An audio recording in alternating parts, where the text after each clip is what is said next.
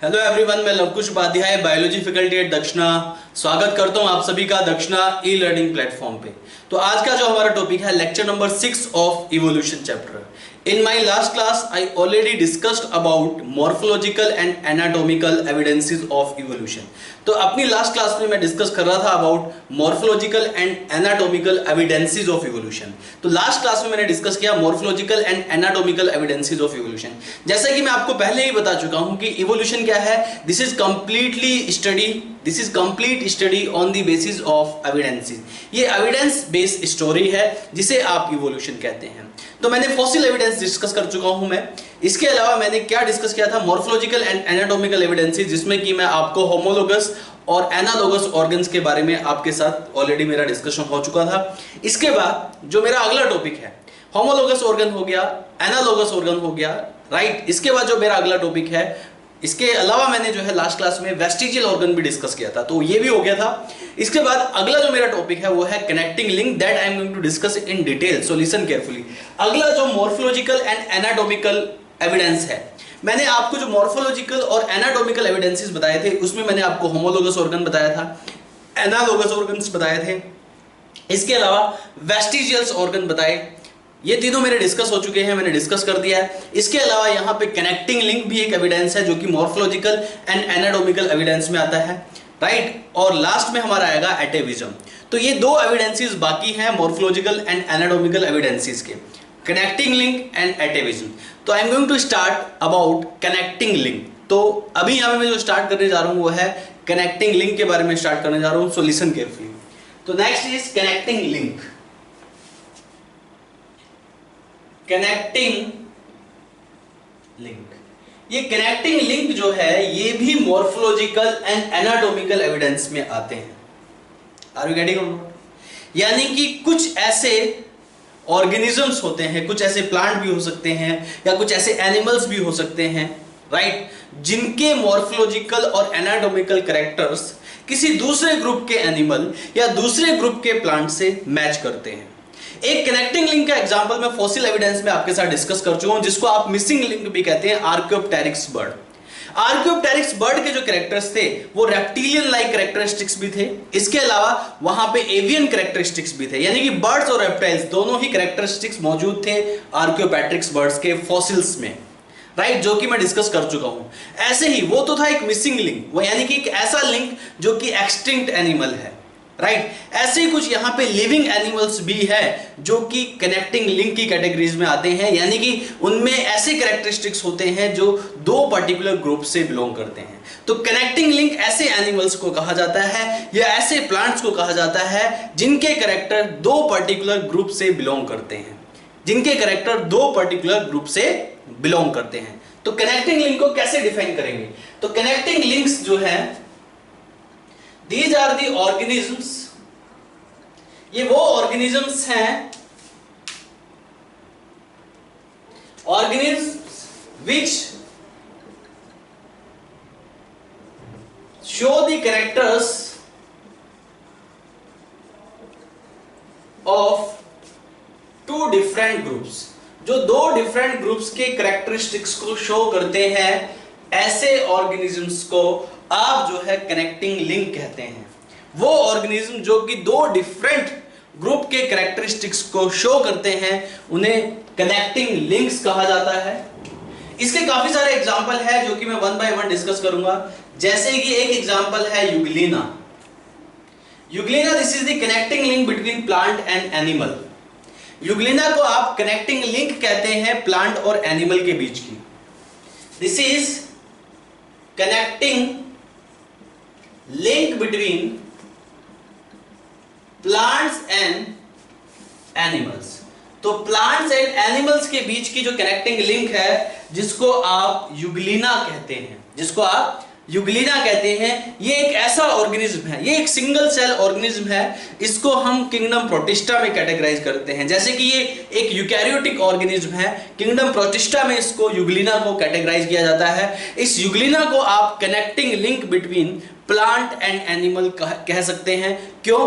क्योंकि इसमें plant like characteristics भी होते हैं और एनिमल लाइक कैरेक्टरिस्टिक्स भी होते हैं। इसमें क्लोरोफिल पिगमेंट प्रेजेंट होता है, इन प्रेजेंस ऑफ सनलाइट ये फूड सिंथेसिस करते हैं, but in absence of sunlight they behave like predator, right. तो ये इनमें heterotrophic mode of nutrition develop हो जाता है एब्सेंस ऑफ सनलाइट में, और प्रेजेंस ऑफ सनलाइट में ये ऑटोट्रॉफिक मोड ऑफ न्यूट्रिशन को शो करते हैं। तो autotrophic mode of nutrition is the characteristics of plants and heterotrophic mode of nutrition is the characteristics of animals. तो इसलिए इसको कनेक्टिंग लिंक कहा जाता है प्लांट एंड एनिमल का।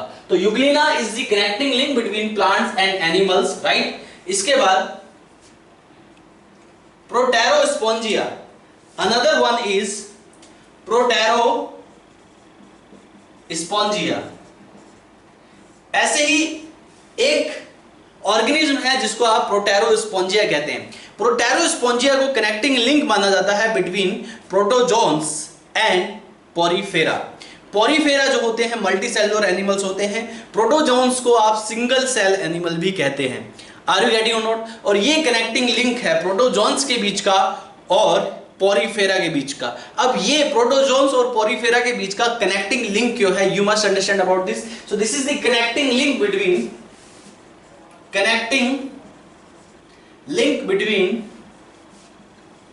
this is connecting link between what?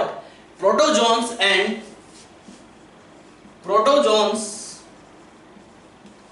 porifera। ये protozoans के बीच का कनेक्टिंग लिंक क्यों है और पोरीफेरा के बीच का कनेक्टिंग लिंक क्यों है? यानी कि इसमें प्रोटोजोन्स और पोरीफेरा के दोनों कैरेक्टरिस्टिक्स प्रेजेंट होते हैं। ये प्रोटोजोन्स इसलिए आप कहते हैं क्योंकि ये सिंगल सेल है, सिंगल सेल ऑर्गेनिज्म है। ये प्रोटोजोन्स लाइक कैरेक्टर है, प्रोटोजोन्स कैरेक्टर्स। वहीं पोरीफेरा कैरेक्टर्स क्या है, इसमें पोरीफेरन कैरेक्टरिस्टिक्स क्या है? इसमें पोरीफेरन कैरेक्टरिस्टिक्स ये है कि it resemble like choanocyte cells या कोलर सेल भी आप इसको कहते हैं। भाई आपने पढ़ा होगा किंगडम पोरीफेरा के बारे में, sorry not kingdom Porifera, phylum Porifera के बारे में आपने पढ़ा होगा एनिमल किंगडम वाले चैप्टर में। तो जो पोरीफेरा होता है, पोरीफेरा में कोएनोसाइट सेल्स प्रेजेंट होती है, कोलर सेल्स आप जिसको कहते हैं। और ये जो है पोरीफेरा जो है, राइट, कोएनोसाइट सेल्स को प्रोसेस करता है। एंड दिस प्रोटोस्पोंजिया जो प्रोटेरोस्पोंजिया है, it resembles like the choanocyte cells of Porifera. और ये कॉलोनियल होता है, राइट, ये एक साथ रहता है। Is that clear? और कोएनोसाइट सेल्स की तरह दिखाई देता है। अगर ये कोएनोसाइट सेल्स की तरह दिखाई देता है, it means this is the connecting link. तो माना जाता है कहीं ना कहीं पोरीफेरा जैसे एनिमल्स प्रोटेरोस्पोंजिया जैसे एनिमल से इवॉल्व हुआ है। Is that clear? तो ये भी एक कनेक्टिंग लिंक है। जैसे यूग्लिना में क्या होता है, दोनों ही मोड ऑफ न्यूट्रिशन प्रेजेंट होते हैं, इसलिए connecting link between plant and animal. ऐसे ही यहाँ पे it resemble like choanocyte cells और कोलर सेल। कोएनोसाइट सेल्स और collar cell is the characteristics of Porifera. Porifera का कैरेक्टर है। Is that clear to all of you? और भी हमारे यहाँ पे एग्जांपल है हमारे पास। तो यूग्लिना हो गया, प्रोटेरोस्पोंजिया हो गया। इसके अलावा अनदर इज नियोपिलीना। आपने अगर सुना हो नियोपिलीना के बारे में, Neopilina is the connecting link between annelids and Mollusca. Mollusca और एनिलिड के बीच का कनेक्टिंग लिंक माना जाता है नियोपिलीना का। लेकिन इसको मोलस्का या एनिलिडा के बीच का कनेक्टिंग लिंक और एनिलिडा के बीच का कनेक्टिंग लिंक इसको क्यों माना जाता है, you must understand about this. Neopilina is the connecting link, this is connecting link between Annelida and Mollusca. ये एनिलिडा और मोलस्का के बीच का कनेक्टिंग लिंक है, क्योंकि इसमें एनिलिडा वाले कैरेक्टर्स भी मौजूद होते हैं और मोलस्का वाले कैरेक्टर्स भी मौजूद होते हैं। So listen carefully. इसमें जो एनिलिड्स कैरेक्टर्स हैं, ये एनिलिड्स कैरेक्टर्स कौन कौन से हैं? एनिलिड्स कैरेक्टर्स जो है इसमें देखिए, ये आपको पता होना चाहिए। इसमें जो एनिलिड्स कैरेक्टर्स हैं वो है सिगमेंटल बॉडी। इनकी जो बॉडी होती है सिगमेंटल बॉडी होती है, सिगमेंटेड बॉडी है, राइट। इसलिए दूसरा, इनके जो लार्वा होते हैं, लार्वा जो होते हैं वो ट्रोकोफोर लार्वा होता है। Trochophore larva is commonly present in Annelida. Trochophore larva commonly present होता है एनिलिडा में। तो सिगमेंटेड बॉडी है, ट्रोकोफोर लार्वा है, जो कि एनिलिडा लाइक कैरेक्टर है, राइट। इसलिए नियोपिलीना को connecting link between Annelida and Mollusca बोलते हैं। इसको मोलस्का क्यों बोलते हैं? जनरली नियोप्लीना को हम मोलस्का में कैटेगराइज करते हैं, but it possess some Annelida like characters, right. तो इसके जो मोलस्का लाइक कैरेक्टर्स हैं, मोलस्का लाइक जो कैरेक्टरिस्टिक्स है वो क्या क्या है? इसके पास मेंटल कैविटी होती है, इसके पास सेल होती है, shell SHELL shell, mantle cavity है, सेल है, राइट। गिल्स प्रेजेंट होते हैं। तो ये जो कैरेक्टर्स हैं, these characters resemble to the mollusca and these character resemble to the annelida। तो एनिलिडा और मोलस्का दोनों ही कैरेक्टर है, तो इसको connecting link between Annelida and Mollusca माना जाता है। Is that clear all of you? बात समझ में आ रही है? तो ये इंडिकेट करता है कि मोलस्का भी कहीं ना कहीं एनिलिडा जैसे एनिमल से ही इवॉल्व हुए हैं। Is that clear? इसके अलावा हमारे पास और भी है एग्जांपल्स। अनदर एग्जांपल जिसको आप कहते हैं पेरीपेटस। पेरीपेटस, हालांकि ये जो कनेक्टिंग लिंक्स वाला टॉपिक है, ये मैं जब एनिमल किंगडम पढ़ाता हूं वहां पे भी मैं इसको डिस्कस करता हूं। आर यू गेटिंग और नॉट? तो ये दोनों जगह मैं डिस्कस करता हूं, इस जिससे कि ये स्टूडेंट्स को अच्छे से याद हो जाता है। तो यहाँ पे देखिए, अगर आपने ये एनिमल किंगडम में नहीं पढ़ा है तो इसमें पढ़ लीजिए, आपको और अच्छे से याद हो जाएगा। तो यहाँ पे जो पेरीपेटस की हम बात करें, peripatus this is the connecting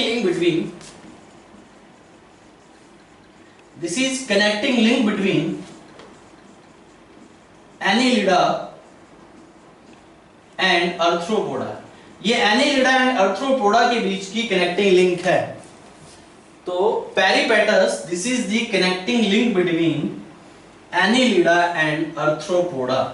तो ये एनिलिडा एंड अर्थ्रोपोडा के बीच की कनेक्टिंग लिंक माना जाता है, जिसे आप पेरीपेटस कहते हैं।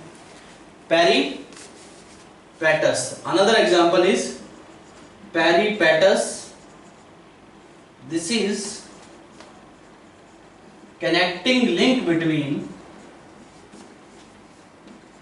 annelida and arthropoda। एनिलिडा और अर्थ्रोपोडा दोनों का ही कनेक्टिंग लिंक माना जाता है। इसमें अर्थ्रोपोडा वाले कैरेक्टर्स भी होते हैं और एनिलिडा वाले कैरेक्टरिस्टिक्स भी होते हैं, यानी कि अर्थ्रोपोडा जैसी स्पीसीज भी एनिलिडा जैसी स्पीसीज से ही इवॉल्व हुई हैं।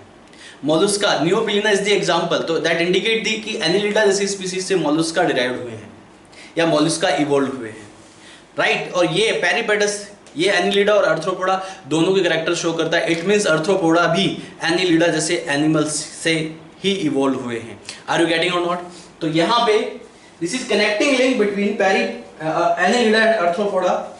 इसमें अर्थ्रोपोडा वाले कैरेक्टर्स कौन से हैं? You must understand about this Arthropodas characteristics. इसमें अर्थ्रोपोडा वाले कैरेक्टर्स कौन से हैं आपको ये पता होना चाहिए।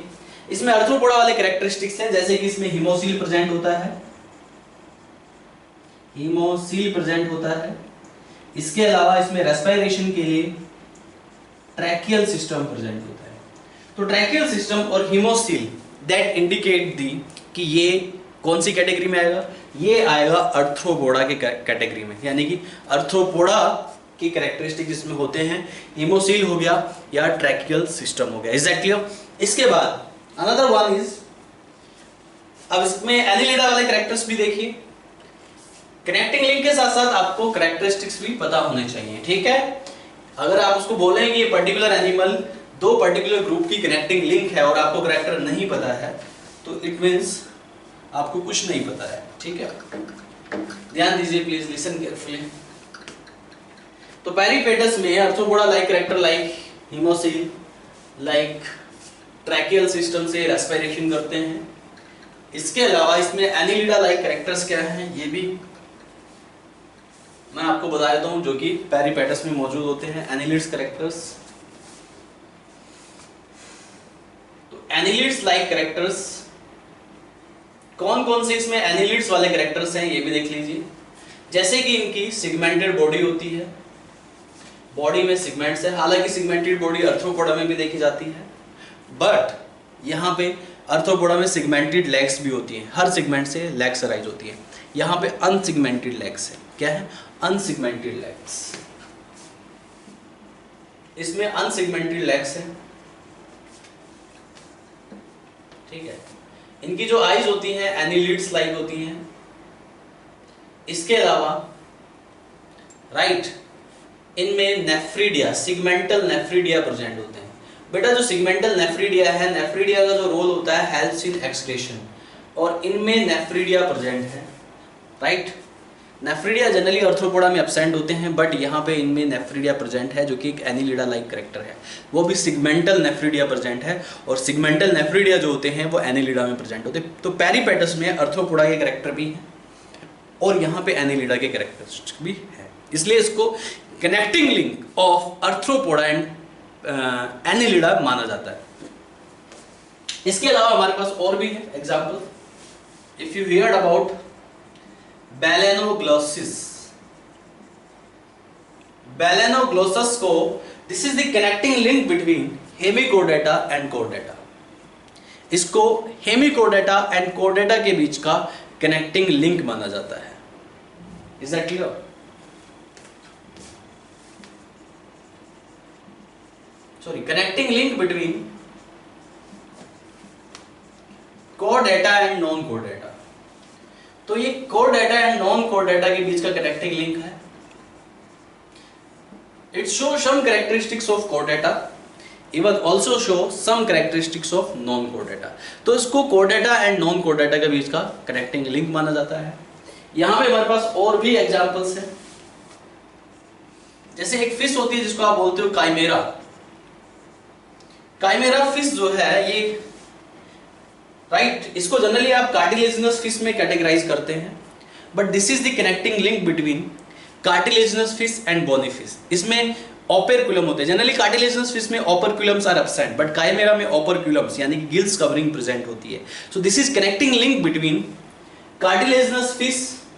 यहां पे जनरली सिर्फ एग्जांपल्स पूछे जाते हैं, ये एग्जांपल्स आपको याद होने चाहिए, ये क्वेश्चंस में एग्जांपल्स फ्रेम हो जाते हैं, सारे के सारे एग्जांपल्स आपको याद करने हैं, अच्छे से लिख लिख के याद कीजिएगा, अच्छे से याद हो जाएंगे। काइमेरा जो फिश है, this is connecting link between, क्योंकि ये क्या प्रोसेस करती है, बोनी फिश का एक कैरेक्टर प्रोसेस करती है, उसको आप बोलते हो ओपेरक्युलम, राइट।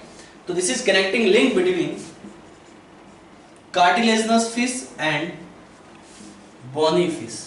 तो कार्टिलेजिनस फिश और बोनी फिश का एक कैरेक्टर प्रोसेस करती है काइमेरा। इसके अलावा एक फिश और होती है जिसको आप कहते हैं सिलेकैंथ और लैटिमेरिया। सिलेकैंथ और लैटिमेरिया, राइट। तो सिलेकैंथ जो फिश है, this is the connecting link between bony fishes and amphibians. Fish और एम्फीबियंस के बीच की कनेक्टिंग लिंक माना जाता है सिलेकैंथ को, क्योंकि ये लोब फिश होती है। लोब्स जनरली एब्सेंट होती हैं फिश में, राइट, लेकिन इसमें एक पर्टिकुलर लोब भी प्रेजेंट है, उसमें फिन्स के साथ लोब्स भी होता है। तो दैट इंडिकेट, लोब्स इंडिकेट क्या करता है कि ये जो है इसमें एम्फीबियन लाइक कैरेक्टर है लोब्स, राइट, जो कि फिश में एब्सेंट होता है। इसलिए इसको connecting link between fish and amphibians कहा जाता है, क्योंकि ये लोब फिश है। आर यू गेटिंग और not? So this is connecting link between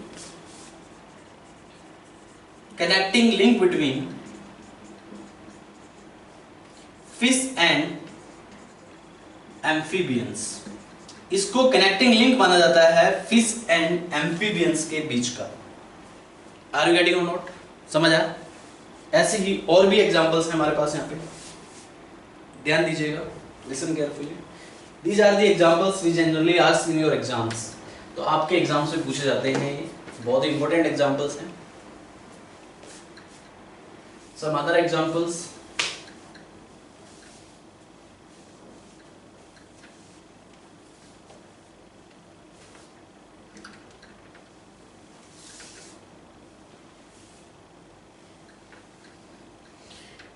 ऐसे ही अगला example, this is example number 7। Another example is lung fishes. कुछ ऐसी फिश होती हैं जिसमें लंग्स होते हैं और लंग्स से रेस्पिरेशन करती है। जनरली फिश में गिल्स प्रेजेंट होते हैं, वो गिल्स की हेल्प से रेस्पिरेशन करती हैं, लेकिन कुछ ऐसी फिशेस भी हैं मौजूद जिसमें कि लंग्स प्रेजेंट होते हैं और वो फिश लंग्स की हेल्प से रेस्पिरेशन करती है। तो इसका एग्जाम्पल है, इन फिशेस को आप लंग फिशेस भी कहते हैं। इन लंग फिशेस को आप अंकल ऑफ एम्फीबियंस भी कहते हैं। क्या कहते हैं? Uncle of amphibians. क्यों? क्योंकि माना जाता है कि कहीं ना कहीं एम्फीबियंस जो है ऐसी फिश से इवॉल्व हुए हैं। इन फिशेस के यहाँ पे 3 एग्जांपल्स है that I am going to discuss with you. और ये लंग फिश वाला एग्जांपल जो है बहुत ही इंपॉर्टेंट है, एग्जाम में पूछ लिया जाता है। लंग फिशेस जैसे कि इनको कनेक्टिंग लिंक माना जाता है, पहली बात तो connecting link between fish and amphibians, fish और एम्फीबियंस के बीच का इनको लंग फिशेस को कनेक्टिंग लिंक माना जाता है। और इसके जो एग्जांपल्स हैं जैसे कि प्रोटोप्टेरस, प्रोटोप्टेरस एक अफ्रीकन लंग फिश है, अफ्रीका में पाई जाती है, अफ्रीकन लंग फिश बोलते हैं इसको, ये याद रखिएगा। Lepidosiren, Lepidosiren this is the South American lung fish. कौन सी है ये साउथ अमेरिकन। इनकी लोकेशन भी आपको याद रखनी है, ये भी एग्जाम में पूछ लिया जाता है, आपको क्वेश्चन दिख जाएंगे इनकी लोकेशन से रिलेटेड भी। जो प्रोटोप्टेरस है वो अफ्रीकन लंग फिश है, वहीं लेपिडोसेरिन जो है ये south American, this is South American lung fish, इसको आप साउथ अमेरिकन लंग फिश कहते हैं, लेपिडोसेरिन। ऐसे ही एक और होती है नियोसेरेटेडस, नियोसेरेटेडस, जो नियोसेरेटेडस है, नियोसेरेटेडस, ये जो नियोसेरेटेडस है ये भी एक लंग फिश है, but this is Australian lung fish. तो 3 लंग फिश पाई गई हैं, ऑस्ट्रेलियन लंग फिश। इन लंग फिश में एम्फीबियंस लाइक कैरेक्टर्स हैं, और ये जो एम्फीबियंस लाइक कैरेक्टर हैं इनमें, इसलिए इनको अंकल्स ऑफ एम्फीबियंस भी कहा जाता है। एम्फीबियंस लाइक कैरेक्टर्स हैं, ये डिप्नोई ग्रुप से बिलोंग करती है, Dipnoi group, right. Dipnoi group के सिर्फ यही 3 एग्जांपल्स हैं जो कि बचे हुए हैं, बाकी सारी जो फिश है डिप्नोई ग्रुप से रिलेटेड वो एक्सटिंक्ट हो चुकी हैं।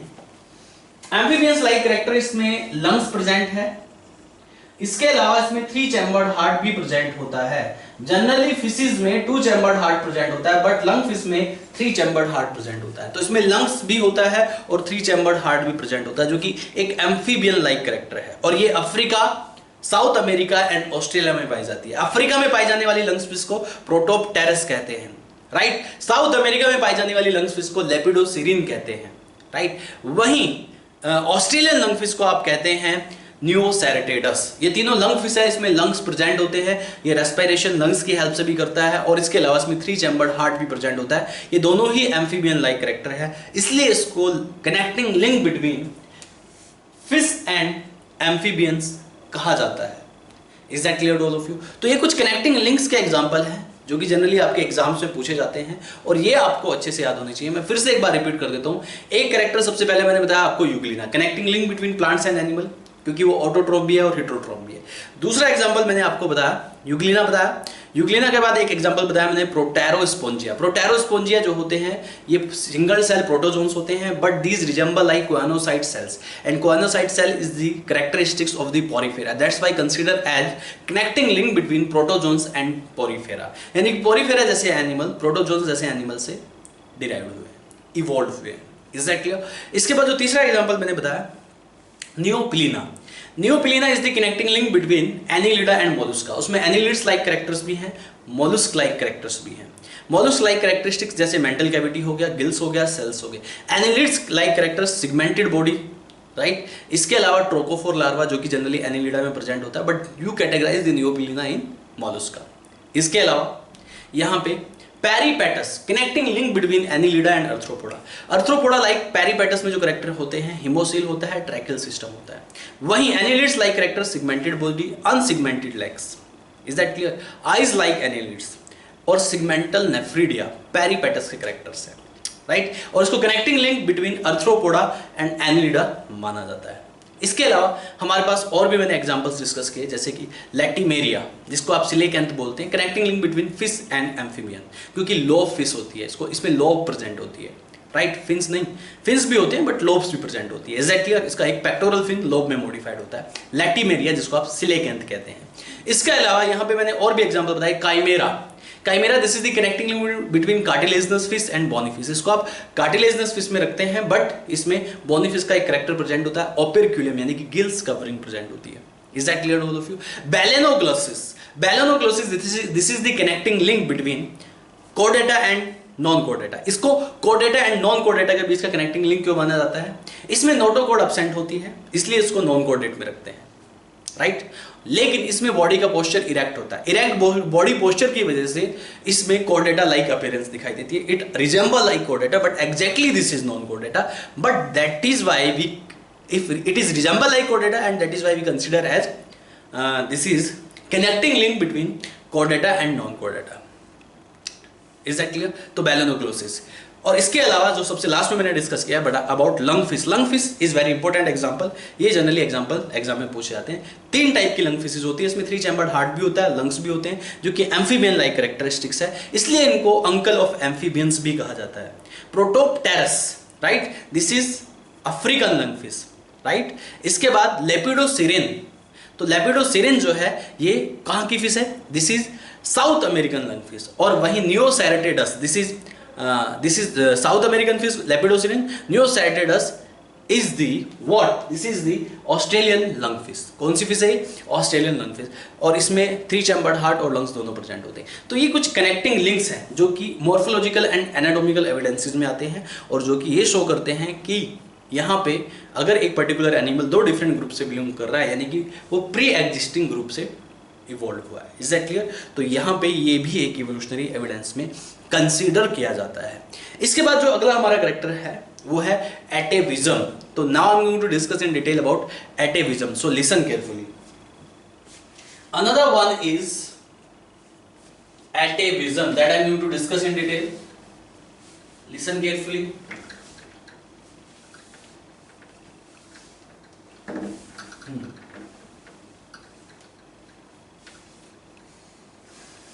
My next topic is atavism.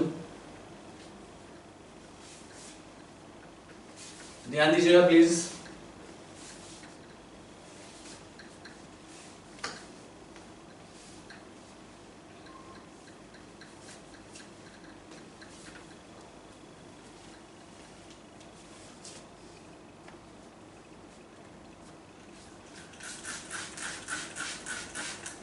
See, next topic is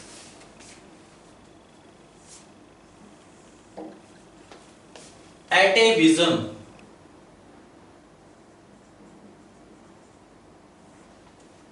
Atavism.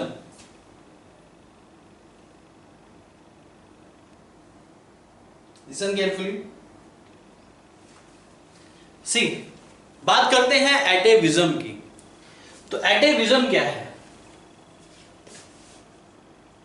देखिए, मैंने आपको वेस्टिजियल ऑर्गन्स के बारे में मैंने आपके साथ डिस्कशन किया था। मैंने आपको बताया था अबाउट वेस्टिजियल ऑर्गन्स। कुछ ऑर्गन्स ऐसे होते हैं जो रिड्यूस फॉर्म में होते हैं, जिनका हमारी बॉडी में कोई रोल नहीं है, यूजलेस होते हैं, फंक्शनलेस होते हैं, राइट। वेस्टिजियल ऑर्गन्स, इनको आप वेस्टिजियल ऑर्गन्स कहते हैं। अब अगला जो मेरा टॉपिक है एटेविज्म, राइट, थोड़ा सा वेस्टिजियल ऑर्गन से मिलता जुलता है, राइट। एटेविज्म का मतलब क्या है ये आप समझ लीजिए पहले। एटेविज्म का मतलब होता है if ancestral characteristics appear by chance in any organisms. अगर किसी ऑर्गेनिज्म में कोई भी एंसेस्ट्रल कैरेक्टर जो कि एंसेस्टर में, हमारे एंसेस्टर में मौजूद था, राइट, लेकिन वो अब नहीं है, बट बाय चांस कोई एंसेस्ट्रल कैरेक्टर अगर किसी ऑर्गेनिज्म में रीअपीयर हो जाता है, फिर से दिखाई देने लग जाता है, उसे आप कहते हैं एटेविज्म। उसे आप क्या कहते हैं? उसे आप एटेविज्म कहते हैं। So listen carefully, this is the what is atavism? If any ancestral character reappear in any organism। अगर किसी भी ऑर्गेनिज्म में कोई भी एंसेस्ट्रल कैरेक्टरिस्टिक्स फिर से रीअपीयर हो जाता है जो कि नहीं होना चाहिए, इसे आप एटेविज्म कहते हैं। Atavism can also appear in human being. इसको ह्यूमन बीइंग में भी देखा जाता है। It can also seen in human being. It can also seen in human beings. तो ह्यूमन बींग्स में भी एटेविज्म को देखा जाता है। इसके काफी सारे एग्जाम्पल्स हैं यहां पे, जैसे कि टेल। कभी कभी ह्यूमन बीइंग में टेल डेवलप हो जाती है, राइट। कभी कभी एक जो न्यूबॉर्न चाइल्ड होता है वो एक टेल के साथ पैदा होता है। Tail is not our character but it was the characteristics of our ancestor, right. हम भी टेल लाइक ऐसे मैमल से इवॉल्व हुए हैं जिनमें टेल प्रोसेस होती थी। लेकिन कभी कभी किसी नवजात शिशु में, किसी इन्फेंट में जो कि पैदा हुआ है, कोई फीटस जो है, उसमें टेल अपीयर हो जाती है, तो इसे आप एटेविज्म कहते हैं। हालांकि बाद में उस टेल को सर्जिकली जो है रिमूव कर दिया जाता है। Is that clear to all of you? तो टेल जो है शो करता है एटेविज्म को। इसके अलावा long dense hair on body, कुछ ऐसे भी ह्यूमंस होते हैं जिनकी बॉडी में लॉन्ग डेंस हेयर होते हैं।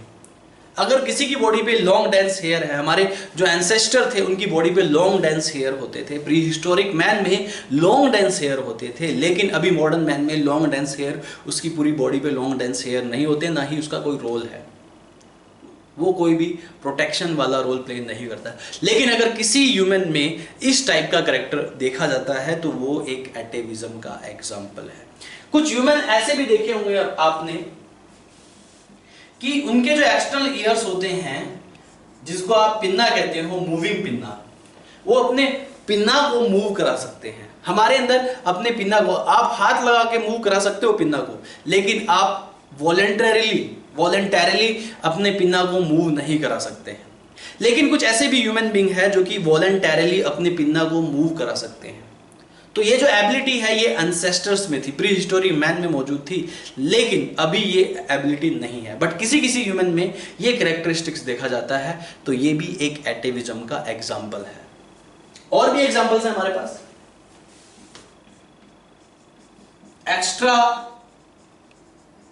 मैमे मतलब निप्पल्स या mammary gland, right. Generally human being में 1 पेयर मेमरी ग्लैंड होती है, 1 पेयर, और वहां पे निप्पल्स भी 1 पेयर होते हैं। बट किसी किसी ह्यूमन में मोर देन 1 पेयर निप्पल्स नजर आ जाते हैं।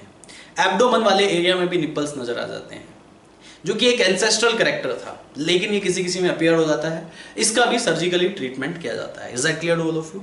यानी कि more than 1 pair of mammary gland, अगर किसी ह्यूमन बीइंग में more than 1 pair of mammary gland देखी जाती है, जो कि एक एंसेस्ट्रल कैरेक्टर माना जाता है।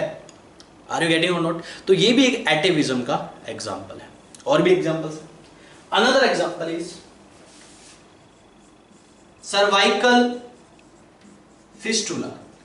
किसी किसी ऑर्गेनिज्म में, किसी किसी ह्यूमन में सर्वाइकल फिस्टुला देखा जाता है। सर्वाइकल फिस्टुला एक अपर्चर लाइक स्ट्रक्चर बन जाता है गर्दन के पास, that indicate gills like structure, यानी कि गिल्स क्लेफ्ट को शो करता है। हमारे जो एंसेस्टर थे, यानी कि जो कि नॉट एग्जैक्टली रिसेंट एंसेस्टर की बात नहीं कर रहा हूं मैं यहाँ पे, मतलब राइट, फिश से एम्फीबियंस इवॉल्व हुए, राइट, एम्फीबियन से रेप्टाइल्स इवॉल्व हुए, तो गिल्स क्लेफ्ट वाला जो कैरेक्टर देखा जाता है वो फिश और एम्फीबियन जैसे ऑर्गेनिज्म में देखा जाता है। लेकिन कहीं कहीं पे ह्यूमन बीइंग में भी gills cleft like structure, aperture जो है गर्दन के पास नजर आती है। इसे आप सर्वाइकल फिस्टुला कहते हैं। क्या कहते हैं? Cervical fistula. यानी ये शो करता है कि मैमल्स जो है या ह्यूमन बीइंग जो है वो कहीं ना कहीं उनके common ancestor fish like animals रहे हैं। आर यू गेटिंग और नॉट? तो यहां पे सर्वाइकल फिस्टुला देखिए। अगर सर्वाइकल फिस्टुला की बात करें, this is gills cleft like aperture, gills cleft like aperture appear on नेक, जो कि नेक पे अपीयर्ड होते हैं गिल्स क्लेफ्ट लाइक स्ट्रक्चर, जिसको आप सर्वाइकल फिस्टुला कहते हैं। तो ये एटेविज्म के कुछ एग्जांपल्स है जो कि जनरली देखा जाता है। तो एटेविज्म क्या है? मतलब ancestral characters. If the ancestral characters reappeared in any organism, अगर किसी ऑर्गेनिज्म में कोई एंसेस्ट्रल कैरेक्टर रीअपीयर हो जाता है, फिर से आ जाता है, उसे आप एटेविज्म कहते हैं। जैसे कुछ चाइल्ड में टेल्स नजर आती हैं, जो पैदा हुए बच्चे होते हैं उसमें टेल्स नजर आती हैं। Moving pinna is an example, right. कुछ लोगों में एक्स्ट्रा पेयर ऑफ मैमी यानी कि मेमरी ग्लैंड होती हैं। या यहाँ पे cervical fistula, long dense hairs, ये सब एंसेस्ट्रल कैरेक्टर्स है। लेकिन ये फिर से अगर ये अपीयर्ड हो जाए तो इसे आप एटेविज्म कहते हैं। इसे आप क्या कहते हैं? एटेविज्म। एटेविज्म जनरली प्लांट्स में भी देखा जाता है। कभी कभी जो सिट्रस प्लांट होता है उसमें ट्राइफोलिएट लीफ नजर आती है। जनरली सिट्रस प्लांट में एक सिंगल लीफ होती है, बट किसी किसी सिट्रस प्लांट में ट्राइफोलिएट लीव्स नजर आती है। इट मींस वो क्या इंडिकेट करता है कि सिट्रस प्लांट जो इवॉल्व हुआ है किसी ट्राइफोलिएट कंपाउंड लीफ प्लांट से ही इवॉल्व हुआ है। तो प्लांट का भी इसमें एक एग्जांपल देख लीजिए। प्लांट में जैसे कि एग्जांपल है सिट्रस प्लांट, किसकी बात करूं मैं? Citrus plant sometime appear trifoliate. Citrus plant में कभी कभी ट्राइफोलिएट लीफ अपीयर होती है। अगर सिट्रस प्लांट में कभी कभी ट्राइफोलिएट लीफ अपीयर होती है, it means that indicates that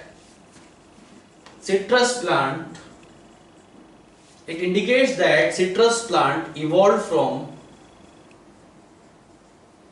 any trifoliate plant, किसी ट्राइफोलिएट प्लांट से सिट्रस प्लांट इवॉल्व हुआ है। Is that clear all of you? तो एटेविज्म प्लांट्स में भी जनरली देखा जाता है। तो इसी के साथ atavism is done and morphological and and anatomical evidence is also done.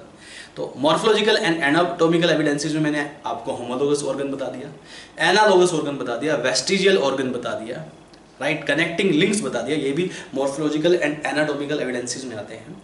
इसके अलावा I already discussed about the atavism.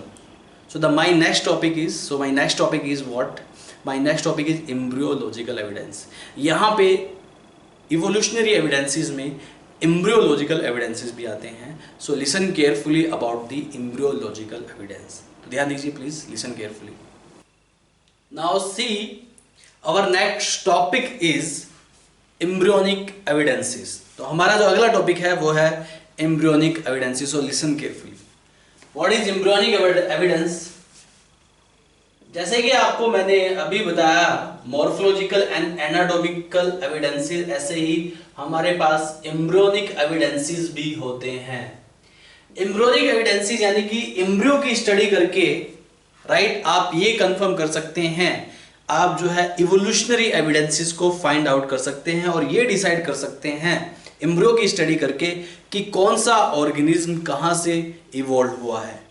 Are you getting और नॉट? यहां पे एम्ब्रियो की स्टडी करके आप जो है कंपेयर कर सकते हैं डिफरेंट एनिमल्स को, राइट। कुछ एनिमल्स ऐसे होते हैं जिनके एम्ब्रियोनिक कैरेक्टर रिजेंबल करते हैं, सिमिलर होते हैं, मैच खाते हैं, तो वो इंडिकेट करते हैं कि उनमें कहीं ना कहीं लेना देना है, राइट, यानी कि वो एनिमल उन एनिमल से इवॉल्व हुए हैं। ऐसी बहुत सारे एम्ब्रियोनिक कैरेक्टरिस्टिक्स ऐसे हैं जो कि इवोल्यूशनरी एविडेंस को इंडिकेट करते हैं। अब ये एम्ब्रियोनिक कैरेक्टर्स क्या क्या हैं ये आपको पता होना चाहिए, सो लिसन केयरफुली। तो यहां पे एम्ब्रियोनिक एविडेंसेस में कुछ कैरेक्टर्स आते हैं जिन कैरेक्टर्स के बारे में मैं अभी डिटेल में बताने जा रहा हूं। Number 1 is resemblance of vertebrate embryo. Vertebrate embryo का रिजेम्बलेंस। इसके बाद similarity in early embryonic development. Early embryonic development में सिमिलैरिटी देखी जाती है। इसके अलावा रिजेम्बलेंस इन इनवर्टेब्रेट्स लार्वे, ये भी देखा जाता है। इनवर्टेब्रेट्स लार्वा के में भी रिजेम्बलेंस देखा जाता है। इसके अलावा progressive Metamorphosis, fourth character is progressive Metamorphosis देखा जाता है। ये कैरेक्टर्स आपको याद होने चाहिए। Number 5 is retrogressive Metamorphosis. Metamorphosis, retrogressive Metamorphosis देखा जाता है। Number 6 temporary embryonic structures, temporary embryonic structures देखे जाते हैं।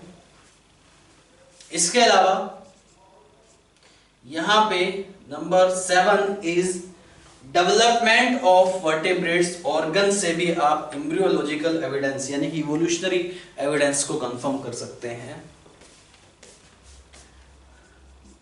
डेवलपमेंट ऑफ वर्टेब्रेट्स ऑर्गन्स, ये सारे पॉइंट्स मैं डिटेल में डिस्कस करने वाला हूं। Number 8 is biogenetic law. तो यहां पे similarity in early embryonic development, resemblance in vertebrate embryo, resemblance in invertebrate larva, progressive metamorphosis, retrogressive metamorphosis, temporary embryonic structures, right, और यहां पे development of vertebrate organs, and last में है biogenetic law. तो ये सारी इंफॉर्मेशन जो मैंने यहां पे लिखी है ये एम्ब्रियोलॉजिकल एविडेंस यानी कि एम्ब्रियोलॉजिकल इवोल्यूशनरी एविडेंस को शो करते हैं। अब ये इवोल्यूशनरी एविडेंस कैसे हैं? ये एम्ब्रियोलॉजिकल इंफॉर्मेशन, आप एम्ब्रियो को स्टडी करते हैं तो उससे आपको इवोल्यूशनरी एविडेंस कैसे मिलते हैं, ये मैं इस टॉपिक में डिस्कस करने जा रहा हूं। सो लिसन केयरफुली। सबसे पहला मैं पॉइंट लेता हूं, राइट। ये पॉइंट मुझे पहले लिखना चाहिए था या बाद में लिखना चाहिए था, उसको फर्स्ट पॉइंट कंसीडर करना, इसको बाद में लिखना, ठीक है, बाकी सारा सेम है। तो सबसे पहला पॉइंट मैं देखता हूं, similarity in early embryonic development. पहला पॉइंट क्या था? Similarity in early embryonic development. अब अर्ली एम्ब्रियोनिक डेवलपमेंट में सिमिलैरिटी देखी जाती है। कैसे देखी जाती है? जितने भी मल्टी सेलुलर एनिमल्स होते हैं, all multi cellular animals show common ancestry, वो कॉमन एंसेस्ट्री को शो करते हैं। उनके जो अर्ली एम्ब्रियोनिक डेवलपमेंट है वो कॉमन होते हैं, वो सेम होते हैं। कैसे? Listen carefully. All multi cellular animals, जितने भी मल्टी सेलुलर एनिमल्स हैं, शो सिमिलैरिटी, सिमिलैरिटी को शो करते हैं ड्यूरिंग अर्ली एम्ब्रियोनिक डेवलपमेंट। तो अर्ली एम्ब्रियोनिक डेवलपमेंट के टाइम पे सिमिलैरिटी देखी जाती है एनिमल्स में, मल्टी सेलुलर एनिमल्स में सिमिलैरिटी देखी जाती है अर्ली डेवलपमेंट के टाइम पे। तो show similarity during early embryonic development. तो ये अर्ली एम्ब्रियोनिक डेवलपमेंट के टाइम पे सिमिलैरिटी शो करते हैं। कैसे? भाई सभी में जाइगोट फॉर्मेशन होती है, जाइगोट के बाद क्लीवेज प्रोसेस होता है, क्लीवेज के बाद ब्लास्टुला बनता है, और ब्लास्टुला के बाद बनता है गैस्ट्रुला। तो ये जो अर्लियर डेवलपमेंट है, जाइगोट सभी में बनेगा, सभी में सेक्सुअल रिप्रोडक्शन हो रहा है। इसके अलावा क्लीवेज प्रोसेस होता है सभी में, आपने ह्यूमन रिप्रोडक्शन पढ़ा होगा। ब्लास्टुला भी सभी में कॉमन प्रोसेस है, गैस्ट्रुला भी सभी में कॉमन प्रोसेस है। Is that clear? तो ये अर्ली एम्ब्रियोनिक डेवलपमेंट में सिमिलैरिटी देखी जाती है, और ये बात ये शो करती है कि जितने भी मल्टी सेलुलर एनिमल्स हैं उनके कहीं ना कहीं कोई ना कोई कॉमन एंसेस्टर रहा होगा। सपोज दैट हम यहाँ पे जाइगोट का ही डिस्कशन कर लेते हैं। जाइगोट क्या है? This zygote is single cell, ये एक सिंगल सेल है, and this zygote is resemble like single cell protozoans, right. Protozoans होते हैं सिंगल सेल एनिमल्स होते हैं, और मेटाजोन्स जो होते हैं मल्टी सेलुलर एनिमल्स होते हैं। If the zygote show, right, the resemblance with the protozoan, single cell protozoan से रिजेंबलेंस को शो करता है zygote, it means what? It means it indicates what? It indicates that metazoans evolve from protozoans. Metazoans मतलब multi cellular animals किसी single cell animals यानी कि protozoans जैसे animals से इवॉल्व हुए हैं। ये बात इस बात को शो करती है। Is that clear all of you? तो ये बात आपको याद रखनी है। Zygote resembles like single cell protozoans, single cell protozoans की तरह जाइगोट हमेशा दिखाई देता है। Zygote resemble like single cell protozoans. That indicates, it means that indicates और जाइगोट किस में पाया जाता है? मल्टीसेलुलर एनिमल्स में पाया जाता है। It means that indicate metazoans, यानी कि multicellular animals evolve from protozoans. Metazoans जो हैं वो प्रोटोजोन्स से इवॉल्व हुए हैं, ये इस बात का इंडिकेशन है। तो यहां पे ये एक इवोल्यूशनरी एविडेंस है। जितने भी मल्टीसेलुलर लाइफ फॉर्म है उनमें zygote formation, cleavage formation, blastula formation, gastrula formation, ये कॉमन स्टेजेस हैं अर्लियर एम्ब्रियोनिक डेवलपमेंट के टाइम पे। अगर ये स्टेजेस यहाँ पे कॉमन है तो ये बात ये शो करती है कि कहीं ना कहीं मल्टीसेलुलर जो एनिमल्स हैं वो किसी एक ही कॉमन एंसेस्टर से इवॉल्व हुए हैं। तो इट्स शो कॉमन एंसेस्ट्री, ये कॉमन एंसेस्ट्री को शो करता है और ये अपने आप में एक इवोल्यूशनरी एविडेंस बन गया है। इसके बाद हमारा जो सेकेंड पॉइंट है वो है रिजेम्बलेंस ऑफ वर्टेब्रेट एम्ब्रियो। अगर आप वर्टेब्रेट, जितने भी वर्टेब्रेट्स हैं उन सभी वर्टेब्रेट को अच्छे से स्टडी करते हैं, उनकी एम्ब्रियो को अच्छे से स्टडी करते हैं, तो उनके अर्लियर जो एम्ब्रियो होंगे, राइट, वो रिजेंबल करते हैं फिश का एम्ब्रियो, एम्फीबियन का एम्ब्रियो, रेप्टाइल्स का एम्ब्रियो, मैमल्स का एम्ब्रियो एंड बर्ड्स का एम्ब्रियो, राइट, अर्लियर स्टेज में एक दूसरे से रिजेंबल करता है। यानी कि ये सारे animals, fish, amphibians, reptiles, birds and mammals, कहीं ना कहीं किसी ना किसी कॉमन एंसेस्टर का पार्ट है, यानी कि ये भी कॉमन एंसेस्ट्री को शो करते हैं। तो second point is resemblance in vertebrate embryo. तो वर्टेब्रेट्स के एम्ब्रियो जो हैं उनमें रिजेंबलेंस देखी जाती है। Is that clear? For example, जितने भी वर्टेब्रेट्स हैं जैसे गिल क्लेफ्ट्स सभी के एम्ब्रियो में बनते हैं। Gill क्लेफ्ट्स, notochord form in fish, amphibians, reptiles, birds and even in human being. By early development के टाइम पे वर्टेब्रेट के अगर एम्ब्रियो आप देखते हैं तो उनमें रिजेंबलेंस देखी जाती हैं सभी के एम्ब्रियो में। इवन ह्यूमन बीइंग के एम्ब्रियो में भी अर्लियर टाइम पे गिल क्लेफ्ट्स होते हैं और इसके अलावा यहाँ पे नोटोकॉर्ड प्रेजेंट होती है। सभी में नोटोकॉर्ड एक कॉमन स्ट्रक्चर है। Are you getting note? तो अगर गिल क्लेफ्ट्स और नोटोकॉर्ड इतनी ज्यादा सिमिलैरिटी देखी जाती है, यानी कि यहाँ पे ये भी कॉमन एंसेस्ट्री को इंडिकेट करता है। यू नो, यहां पे अगर हम एम्ब्रियो रिजेंबलेंस की बात करें, जो क्लोजली रिलेटेड एनिमल्स होते हैं उनके एम्ब्रियो रिजेंबलेंस उतने ही ज्यादा होते हैं, और जो डिस्टेंटली रिलेटेड एनिमल्स होते हैं वो जो है उनके एम्ब्रियोनिक रिजेंबलेंस उतना ही कम होता है। जितना क्लोजली रिलेटेड एनिमल होगा उनका एम्ब्रियो रिजेंबलेंस ज्यादा होगा, लेकिन जितना दूर का रिलेशन होगा, जितना डिस्टेंटली रिलेटेड एनिमल होगा, उनमें एम्ब्रियोनिक रिजेंबलेंस उतना ही कम देखा जाता है। तो ये पॉइंट भी आपको याद रखना है। क्लोजली रिलेटेड एनिमल्स, जो क्लोजली रिलेटेड एनिमल्स हैं, शो मोर रिजेंबलेंस, ज्यादा रिजेंबलेंस दिखाते हैं as compare to unrelated animals. Is that clear? यानी कि ये कैरेक्टर भी क्या शो करता है, ये कैरेक्टर्स भी शो कॉमन एंसेस्ट्री, ये भी कहीं ना कहीं कॉमन एंसेस्ट्री को शो करते हैं। तो जैसे रिजेंबलेंस वर्टेब्रेट के एम्ब्रियोज में देखी जाती है, ऐसे ही रिजेंबलेंस देखी जाती है इन वर्टेब्रेट्स के लार्वा में। इसके भी मैं एग्जांपल्स डिस्कस कर रहा हूं, सो listen carefully. Another point is resemblance in invertebrates larva। invertebrates के लार्वा में क्या रिजेंबलेंस है? You must understand about this resemblance in invertebrates larva। invertebrates larva में क्या क्या रिजेंबलेंस है? You must understand about this. For example, इसका एक एग्जाम्पल बताता हूं मैं। ट्रोकोफोर लार्वा, अभी मैंने थोड़ी देर पहले भी डिस्कस किया था। Trochophore larva that belongs to both, ये दोनों को ही बिलोंग करता है।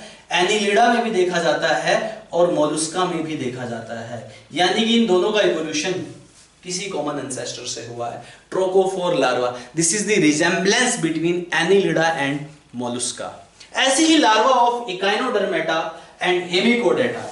अगर आप लार्वा देखते हैं इकाइनोडर्मेटा, इकाइनोडर्मेटा या हेमिकोडेटा के आप लार्वा देखते हैं तो इनमें भी रिजेम्बलेंस नजर आती है। तो larva of Echinodermata, larva of hemichordata, even trochophore larva that is the resembled larva of Annelida and Mollusca. तो इनवर्टेब्रेट्स में भी रिजेम्बलेंस ऑफ लार्वा देखा जाता है, जो कि अपने आप में कॉमन एंसेस्ट्री को इंडिकेट करता है और जो कि एक एम्ब्रियोलॉजिकल एविडेंसेस है।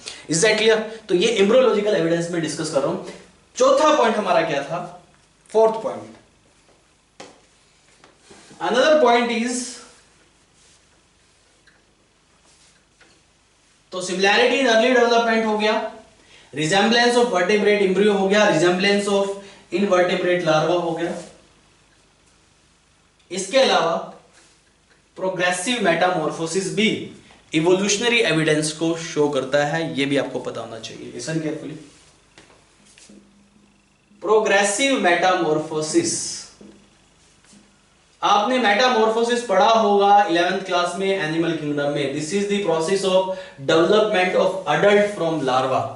लार्वा से अडल्ट के डेवलपमेंट का जो प्रोसेस है उसे आप मेटामॉर्फोसिस कहते हैं। और मेटामॉर्फोसिस यहाँ पे progressive Metamorphosis and retrogressive Metamorphosis, दो टाइप के मेटामॉर्फोसिस होते हैं। प्रोग्रेसिव मेटामॉर्फोसिस का मतलब क्या है कि अडल्ट में ज्यादा डेवलप्ड कैरेक्टरिस्टिक्स बनते हैं, more developed characters in adult, that is called progressive metamorphosis. Retrogressive metamorphosis least developed character in adult. adults में characters नहीं होते हैं या कम characters होते हैं, वहीं progressive metamorphosis में advanced character होते हैं। तो जहां पे advanced character develop हो रहे हैं वो progressive metamorphosis, और जहां पे advanced character develop नहीं हो रहे हैं, बिल्कुल अपोजिट हो रहा है, उसे आप रिट्रोग्रेसिव मेटामॉर्फोसिस कहते हैं। तो हम प्रोग्रेसिव मेटामॉर्फोसिस की बात कर रहे हैं, और प्रोग्रेसिव मेटामॉर्फोसिस किस तरीके से इवोल्यूशनरी एविडेंस को शो करता है, you must understand about this. इसको मैं एक एग्जांपल की हेल्प से आपको समझाऊंगा। इसका एक एग्जांपल हम ले लेते हैं, एमोसीट लार्वा। पढ़ा होगा आपने एमोसीट लार्वा, एमोसीट लार्वा ऑफ लैम्प्रे। ये किसका लार्वा है बेटा? लैम्प्रे एक फिश होती है, साइक्लोस्टोम में आती है। लैम्प्रे फिश का लार्वा है एमोसीट लार्वा, और ये एमोसीट लार्वा प्रोग्रेसिव मेटामॉर्फोसिस को देखते हैं। तो यहां पे एमोसीट लार्वा जो होता है, दिस इज रिजेंबल्ड टू ब्रोंकियोस्टोमेटा या एम्फिओक्सस,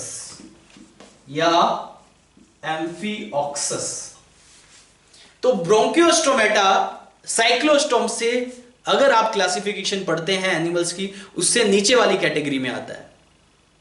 तो यहां पे एमोसीट लार्वा जो है that is resemble, ammocoete larva is the right, ammocoete larva से लैम्प्रे डेवलप होता है। आर यू गेटिंग और नॉट?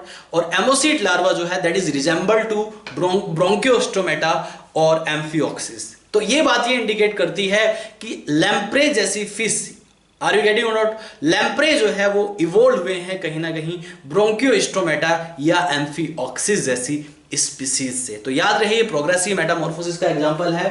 तो ये इसमें एमोसीट लार्वा होता है। एमोसीट लार्वा कनेक्टिंग लिंक माना जाता है एक तरीके से बिटवीन लैम्प्रे एंड ब्रोंकियोस्टोमेटा, क्योंकि एमोसीट लार्वा जो है लैम्प्रे में प्रेजेंट होता है and that is completely resemble to the Branchiostoma. It means that indicate, ये प्रोग्रेसिव मेटामॉर्फोसिस का एग्जांपल है, इंडिकेट्स कि यहां पे लैम्प्रे जो है वो ब्रोंकियोस्टोमेटा जैसी स्पीसीज से इवॉल्व हुई है। इट इंडिकेट्स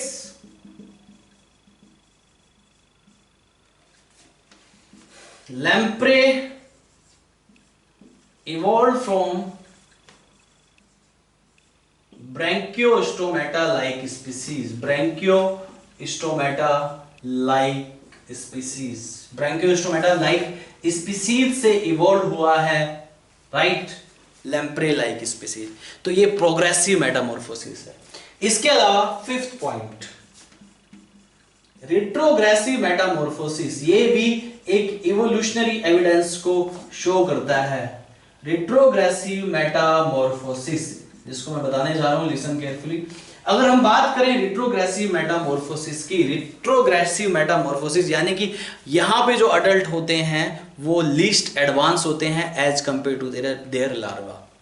जहां पे लार्वा एडवांस होगा वो रिट्रोग्रेसिव मॉर्फोसिस, और जहां पे एडल्ट एडवांस होगा वहां पे प्रोग्रेसिव मॉर्फोसिस। इससे पहले मैंने प्रोग्रेसिव मेटामॉर्फोसिस बताया जिसमें कि लैम्प्रे ज्यादा एडवांस होती है एमोसीट लार्वा से। क्यों? क्योंकि एमोसीट लार्वा उसके पीछे वाले ग्रुप यानी कि ब्रैंकियोस्टोमेटा से रिजेंबल करता है। अब अगर वो ब्रैंकियोस्टोमेटा से रिजेंबल करता है लेकिन लार्वा जो है अडल्ट में डेवलप हो गया, लैम्प्रे में डेवलप हो गया, यानी कि अडल्ट जो है मोर एडवांस है। ऐसे ही रिट्रोग्रेसिव मेटामॉर्फोसिस देखा जाता है कुछ एनिमल्स में। ये भी मैं आपको एक एग्जांपल्स की हेल्प से बता रहा हूं। फॉर एग्जांपल एक एनिमल होता है जिसको आप बोलते हो सैकुलिना। सैकुलिना एक एनिमल है, राइट। ये बिलोंग करता है क्रस्टेशियन से। क्रस्टेशिया एक कैटेगरी है, किसकी कैटेगरी है ये आर्थ्रोपोडा में आते हैं क्रस्टेशियंस, तो ये क्रस्टेशियन है। आर यू गेटिंग और नॉट? ऐसे ही दूसरा एग्जांपल मैं आपको बता रहा हूं, हार्डमैनिया। तो सैकुलिना और हार्डमैनिया किसमें आता है? हार्डमैनिया जो है यूरोकोडेटा में आता है, यानी कि कोडेटा ग्रुप फाइलम से बिलोंग करता है। हार्डमैनिया जिसको आप बोलते हैं कोडेटा से बिलोंग करता है। लेकिन इनके साथ प्रॉब्लम क्या है? सैकुलिना और हार्डमैनिया के साथ ये प्रॉब्लम है कि ये दोनों को अगर आप इनके अडल्ट्स को ऑब्जर्व करेंगे तो इनके अडल्ट्स को ऑब्जर्व करके आपके लिए बड़ी मुश्किल होगी कि इसको आप कैटेगराइज कर पाए, क्योंकि हार्डमैनिया जो होता है उसमें कोई भी ऐसा लिंक नहीं होता जो कोडेट को इंडिकेट करता है, या सैकुलिना में कोई भी ऐसा इंडिकेशन नहीं होता इन देयर अडल्ट स्टेज कि वो क्रस्टेशियंस को इंडिकेट कर सके या क्रस्टेशियन के ग्रुप के साथ रिजेंबल कर सके। एग्जैक्टली क्या होता है कि इनकी adult form, right, never resemble to any group. ये इनकी अडल्ट फॉर्म इतनी ज्यादा रिड्यूस हो जाती है, इनके बॉडी पार्ट्स डीजनरेट हो जाते हैं, और बॉडी पार्ट डीजनरेट होने की वजह से ये किसी भी ग्रुप से रिजेंबल नहीं कर पाते हैं, तो इनकी टेक्सोनोमी में प्रॉब्लम आती है। याद रहे, इनमें रिट्रोग्रेसिव मेटामॉर्फोसिस है। अगर इनमें रिट्रोग्रेसिव मेटामॉर्फोसिस है तो इनके एडवांस कैरेक्टर डीजनरेट हो गए। प्रोग्रेसिव मेटामॉर्फोसिस में एडवांस कैरेक्टर डेवलप होते हैं इन केस ऑफ अडल्ट, लेकिन इनके अडल्ट में एडवांस कैरेक्टर डीजनरेट हो गए, सारे कैरेक्टर डीजनरेट हो गए। तो अगर आप इनके अडल्ट को ऑब्जर्व करेंगे तो आप इनकी टैक्सोनॉमी नहीं कर पाएंगे, उसमें बड़े कॉम्प्लिकेशंस आ जाएंगे, क्योंकि आपको कैरेक्टर्स पता ही नहीं चल रहे हैं, क्योंकि कैरेक्टर्स तो सारे डीजनरेट हो चुके हैं क्योंकि रिट्रोग्रेसिव मेटामॉर्फोसिस हुआ है। तो यहां पे सैकुलिना और हार्डमैनिया में इन देयर अडल्ट्स, इनके एडल्ट्स में ऑल कैरेक्टर्स डीजनरेट, इनके जो ग्रुप से रिलेटेड कैरेक्टर्स हैं वो सारे डीजनरेट हो जाते हैं। फॉर एग्जाम्पल इन सैकुलिना जो है exactly this is a parasite of crab, right. ये क्रैब के ऊपर पाया जाता है, पैरासाइट ऑफ क्रैब है ये पैरासाइट ऑफ क्रैब है, लेकिन इसकी अडल्ट स्टेज को देख के आप इसकी टैक्सोनॉमी को फाइंड आउट नहीं कर सकते। आप ये नहीं कहेंगे इसकी अडल्ट स्टेज को देख के कि ये क्रस्टेशियन में आता है। इसके लिए इसको क्रस्टेशियन में कैटेगराइज करने के लिए आपको इसकी एम्ब्रियोनिक लाइफ को ऑब्जर्व करना पड़ता है। आर यू गेटिंग और नॉट? तो यहां पे ये पैरासाइट ऑफ क्रैब्स है, इसमें डीजनरेट हो जाते हैं इसके लिम्स डीजनरेट हो जाते हैं, एलिमेंट्री कैनाल डीजनरेट हो जाती है, यानी कि ऑलमोस्ट कैरेक्टर्स इसके डीजनरेट हो जाते हैं, जो कि ये इंडिकेट करते हैं कि ये फलाने ग्रुप से बिलोंग करता है, ये एक पर्टिकुलर इस ग्रुप से बिलोंग करता है। Is that clear to all of you? Sacculina. ऐसे ही हार्डमैनिया की बात करें, देखिए हार्डमैनिया, तो यहां पे जो सैकुलिना है वो क्रैब का पैरासाइट है, और इसमें सारे कैरेक्टर डीजनरेट हो जाते हैं अडल्ट स्टेज में, क्योंकि ये रिट्रोग्रेसिव मेटामॉर्फोसिस को शो करता है। अगर ये रिट्रोग्रेसिव मेटामॉर्फोसिस को शो करता है और अडल्ट वाले सारे के सारे कैरेक्टर्स इसमें से डीजनरेट हो जाते हैं, डिसअपीयर हो जाते हैं, तो ऐसे केस में इसको कैटेगराइज करना बड़ा मुश्किल टास्क हो जाता है। बट इसका जो एम्ब्रियो होता है, इसका जो लार्वा है, लार्वा ऑफ सैकुलिना का जो लार्वा होता है वो नोप्लियस लाइक होता है, नोप्लियस। यानी कि सैकुलिना के लार्वा को देख के आप उसको एक्चुअल में कैटेगराइज कर पाते हैं। आप अगर उसके एडल्ट कैरेक्टर को देखेंगे तो आप उसको कैटेगराइज नहीं कर पाएंगे, लेकिन जैसे ही आप उसके लार्वा को यानी कि इसके एम्ब्रियोनिक कैरेक्टर को देखते हो तो उसमें नोप्लियस लार्वा होता है, nauplius larva. This is the character of crustacean, nauplius like, and this is the character of, किसका कैरेक्टर है ये? क्रस्टेशियन का कैरेक्टर है। यानी कि उसके बाद आप इसको क्रस्टेशिया में कैटेगराइज कर पाते हैं। तो अगर आप अडल्ट कैरेक्टर्स को ऑब्जर्व करके उसको कैटेगराइज नहीं कर पा रहे हैं, उसकी टैक्सोनॉमी में प्रॉब्लम आ रही है, तो उसके लार्वा को देखिए, उसकी एम्ब्रियोनिक स्टेज को देखिए, वो एम्ब्रियोनिक स्टेज किसी ना किसी ग्रुप से रिजेंबल करेगी। जैसे सैकुलिना रिजेंबल करता है नोप्लियस लार्वा से, और नोप्लियस लार्वा प्रेजेंट होता है क्रस्टेशियन में। ये क्रस्टेशियन का कैरेक्टर है, इसलिए एट द एंड सैकुलिना को क्रस्टेशियन में कैटेगराइज कर दिया उसके एम्ब्रियोनिक कैरेक्टर को देख के, उसके लार्वल कैरेक्टर को देख के, नॉट अडल्ट कैरेक्टर्स। क्योंकि अडल्ट कैरेक्टर में रिट्रोग्रेसिव मेटामॉर्फोसिस की वजह से अडल्ट कैरेक्टर्स डीजनरेट हो चुके हैं, जो कि किसी भी ग्रुप के साथ रिजेंबल उसको नहीं करने देते। ऐसे ही दूसरा एग्जाम्पल हमारा हर्डमैनिया है। Another example is Herdmania. Herdmania के जो कैरेक्टर्स हैं वो भी डीजनरेट हो जाते हैं अडल्ट स्टेज में। इसकी जो अडल्ट स्टेज है वो कैसी होती है? एक सिंपल पर्स लाइक स्टेज होती है। कैसी होती है? पर्स लाइक स्टेज होती है उसकी अडल्ट स्टेज। सिर्फ ये एक थैले की तरह दिखाई देता है, एक पर्स की तरह दिखाई देता है। इसमें कोई भी पर्टिकुलर, कोई भी कैरेक्टर, कोई भी ऐसा कनेक्शन नहीं बन पाता कि आप इसको कह सके कि ये कोर में आता है, आप इसको कह सके कि ये कोर में आता है। There is no connection right of this Herdmania adult stage to the Chordata. तो कोरडेटा के साथ इसका कोई कनेक्शन शो नहीं होता है अडल्ट स्टेज में। No connection show in, no connection of chordata like, no connection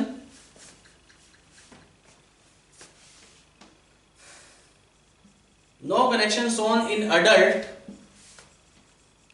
of chordata like। chordata like इसमें कोई भी कनेक्शन नहीं दिखाई देता है। But when you study about the larva of Herdmania, तो हार्डमैनिया का जो लार्वा है, लार्वा ऑफ हार्डमैनिया, इसका जो लार्वा है शो ऑल कोडेड कैरेक्टर्स, सारे के सारे कोडेड कैरेक्टर्स को शो करता है। उसके बाद जाके आप इसको कैटेगराइज कर पाते हैं। तो रिट्रोग्रेसिव मेटामॉर्फोसिस की वजह से सारे कैरेक्टर डीजनरेट हो गए। अगर आप इनके अडल्ट स्टेज को ऑब्जर्व करते हैं तो आप इनको आइडेंटिफाई नहीं कर पाएंगे, आप इनकी टैक्सोनॉमी नहीं कर पाएंगे, आप इनको क्लासिफाई नहीं कर पाएंगे। इसलिए इस केस में इनके एम्ब्रियो को देखा जाता है, और एम्ब्रियो के कैरेक्टर्स के बिहाफ पे जिस भी कैरेक्टर से इसका एम्ब्रियो मैच करता है उसी में आप इसको क्लासिफाई कर देते हैं। तो हार्डमैनिया एंड सैकुलिना के साथ ये कॉन्सेप्ट है। तो ये भी एक इवोल्यूशनरी एविडेंस को शो करता है। Is that clear to all of you? इसके अलावा रिट्रोग्रेसिव मेटामॉर्फोसिस हो गया, प्रोग्रेसिव मेटामॉर्फोसिस हो गया। नेक्स्ट इज, ध्यान दीजिए, इसके बाद देखते हैं टेम्पोरेरी एम्ब्रियोनिक स्ट्रक्चर। कुछ ऐसे एनिमल्स होते हैं जिनमें टेम्पोररी स्ट्रक्चर्स प्रेजेंट होते हैं, लेकिन अडल्ट में वो स्ट्रक्चर डिसअपीयर हो जाते हैं। राइट? उन स्ट्रक्चर के बिहाफ पे आप उसको क्लासिफाई कर सकते हैं, या आप ये बोल सकते हैं कि ये पर्टिकुलर एनिमल किसी इस टाइप के एनिमल से इवोल्व हुआ है। टेम्पोररी एम्ब्रियोनिक स्ट्रक्चर, ये भी एक एम्ब्रियोनिक इवोल्यूशनरी एविडेंस है। Next is temporary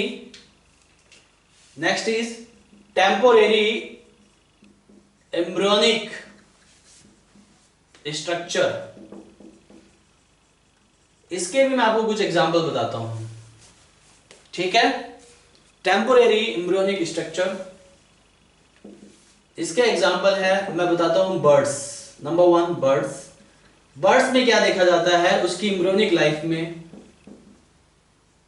tooth birds देखी जाती हैं और गिल्स क्लेफ्ट देखे जाते हैं एम्ब्रियोनिक स्टेज में। किसमें देखे जाते हैं? बर्ड्स की एम्ब्रियोनिक स्टेज में टूथ बर्ड्स और गिल्स क्लेफ्ट होते हैं, जबकि अडल्ट स्टेज में बर्ड्स में टूथ नहीं होते। इसका मतलब ये है कि बर्ड्स जो इवॉल्व हुए हैं वो किसी टूथेड एनिमल से इवॉल्व हुए हैं, ऐसे एनिमल से इवॉल्व हुए हैं जिसमें टूथ प्रोसेस होते हैं। तो आपको पता है कि बर्ड्स इवॉल्व हुए हैं रेप्टाइल्स लाइक एनिमल से जिनके पास टूथ होते थे, लेकिन बर्ड्स की एम्ब्रियोनिक स्टेज में टूथ बर्ड्स और गिल्स क्लेफ्ट नजर आते हैं। तो ये बात ये शो करती है कि बर्ड्स जैसे स्पीसीज जो हैं वो किसी टूथेड एनिमल से इवॉल्व हुए हैं। Is that clear to all of you? तो दैट इंडिकेट्स, ये क्या इंडिकेट करता है? It indicates birds evolve from toothed animals, किसी टूथेड एनिमल से इवॉल्व हुए हैं, या टूथ बोलते हैं इनको। तो टूथेड एनिमल से बर्ड्स इवॉल्व हुए हैं, ये बात ये शो करती है। दूसरा एग्जांपल देखिए, अनदर एग्जांपल, वेल। अगर आप वेल को देखेंगे तो वेल क्या है, मैमल्स में आप वेल को कैटेगराइज करते हैं, लेकिन मैमल्स का एक कैरेक्टर होता है कि मैमल्स में जो है हेयर्स प्रेजेंट होते हैं, मैमल्स में जो है एक्सटर्नल ईयर्स प्रेजेंट होते हैं, वेल्स में हेयर्स प्रेजेंट नहीं होते हैं उसकी अडल्ट स्टेज में। आर यू गेटिंग और नॉट? राइट। लेकिन एम्ब्रियोनिक स्टेज में वेल्स के पास हेयर्स होते हैं, जैसे ही वेल्स पैदा होती है वैसे ही उसके हेयर्स सेड ऑफ हो जाते हैं, एम्ब्रियोनिक लाइफ में ही उसके हेयर्स सेड ऑफ हो जाते हैं। Is that clear? तो वेल की एम्ब्रियोनिक लाइफ में, एम्ब्रियोनिक स्टेज में हेयर्स देखे जाते हैं। क्या देखे जाते हैं बेटा? हेयर्स देखे जाते हैं, जो कि ये शो करता है कि जो वेल्स है वो मैमेलियन है, यानी कि किसी मैमल से ही इवॉल्व हुई है। Is that clear to all of you? और आप उसको मैमल्स में क्लासीफाई करते हैं, उसकी टैक्सोनॉमी को कैटेगराइज करते हैं। Is that clear to all of you? तो ध्यान दीजिएगा। Another is whale. वेल में hairs are absent in adult stage, इसकी अडल्ट स्टेज में हेयर्स एब्सेंट होते हैं, और ये जो हेयर्स हैं are present in embryonic stage, embryonic stage में हेयर्स प्रेजेंट होते हैं and shed off before birth, और बिफोर बर्थ ही वो हेयर सेड ऑफ हो जाते हैं, यानी कि गिर जाते हैं। बिफोर बर्थ, पैदा होने से पहले, वेल के पैदा होने से पहले ही उसके बाल झड़ जाते हैं। हालांकि वहां पे एम्ब्रियोनिक स्टेज में वेल के हेयर्स का कोई रोल नहीं है, एम्ब्रियोनिक स्टेज में जो वेल है उसके हेयर्स का कोई रोल नहीं है, वे यूजलेस है, क्योंकि वो ऑलरेडी प्रोटेक्टेड है मदर्स की बॉडी के अंदर। तो हेयर्स का काम प्रोटेक्शन होता है, बट ये ऑलरेडी मदर की बॉडी के अंदर प्रोटेक्टेड है, तो यहाँ पे एम्ब्रियोनिक स्टेज में हेयर्स का कोई रोल नहीं है। Is that clear all of you? Another example, example number 3, tadpole. Tadpole जो है उसमें गिल्स प्रेजेंट होते हैं, टेल्स प्रेजेंट होते हैं, राइट। जबकि फ्रॉग में, जो फ्रॉग स्टेज होती है टैडपोल की, अडल्ट स्टेज है फ्रॉग, उसमें ना तो गिल्स प्रेजेंट होते हैं और ना ही टेल्स प्रेजेंट होती है। तो वो इंडिकेट करता है कि जो फ्रॉग है वो किसी फिश लाइक स्पीसीज से इवॉल्व हुआ है, क्योंकि टैडपोल में फिश लाइक कैरेक्टर्स हैं, गिल्स प्रेजेंट है, टेल प्रेजेंट है। It means that indicate frogs evolve from fish like species. Are you getting और नॉट? तो यहां पे another example is tadpole. Tadpole possess gills, tadpoles जो हैं गिल्स पोसेस करते हैं। क्या पोसेस करते हैं बेटा? Possess gills and tails, right, that indicate frog evolve from fish like species. Fish like species से फ्रॉग इवॉल्व होते हैं, ये बात ये इंडिकेट करती है, राइट। तो टेम्पोररी एम्ब्रियोनिक स्ट्रक्चर बर्ड्स में देखे जाते हैं, tooth birds, gills, cleft. Well में हेयर्स देखे जाते हैं, वहीं टैडपोल में गिल्स और टेल देखी जाती है, जो कि कॉमन एंसेस्ट्री को शो करता है। तो ये भी एक एम्ब्रियोनिक इवोल्यूशनरी एविडेंस है। इसके बाद ध्यान दीजिएगा, डेवलपमेंट ऑफ वर्टेब्रेट्स ऑर्गन्स। ध्यान दीजिएगा, इट वाज पॉइंट नंबर 6। इसके बाद point number 7 of embryological evidence that I am going to discuss. ध्यान दीजिएगा प्लीज, लिसन केयरफुली।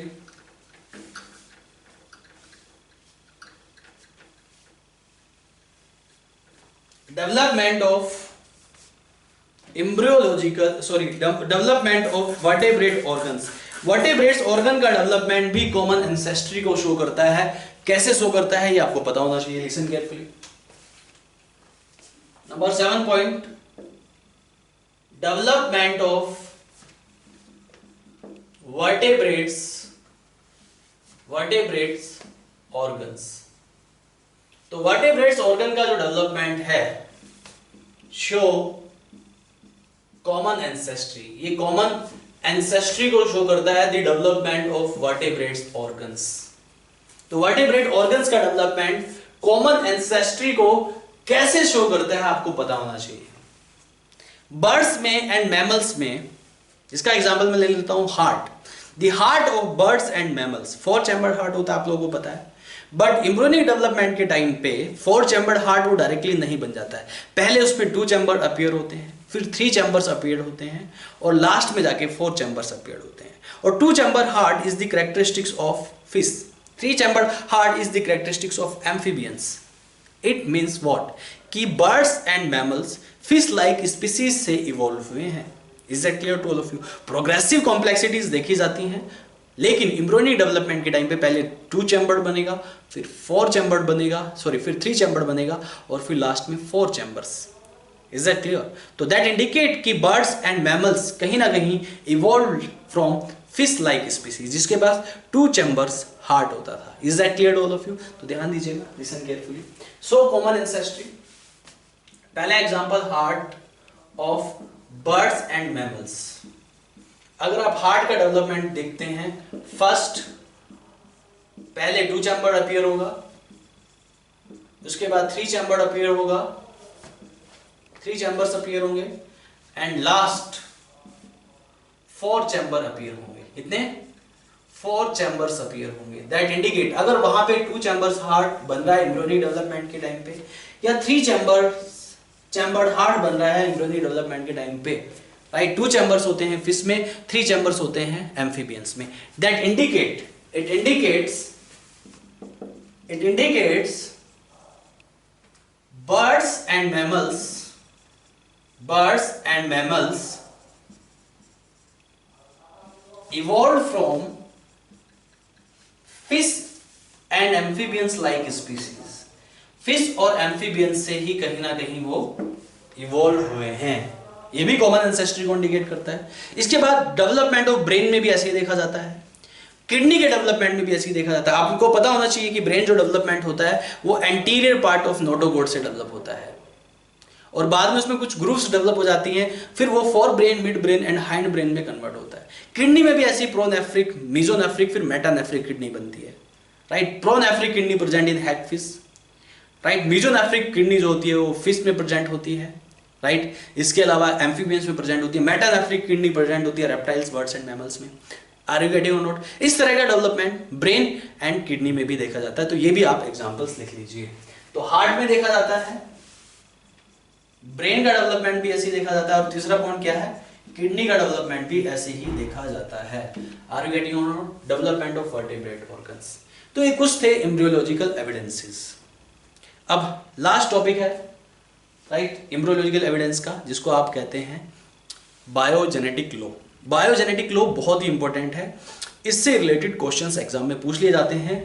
तो इस टॉपिक को, बायोजेनेटिक लॉ को, आपको ध्यान से समझना है। So listen carefully about biogenetic law, ध्यान दीजिएगा। नेक्स्ट इज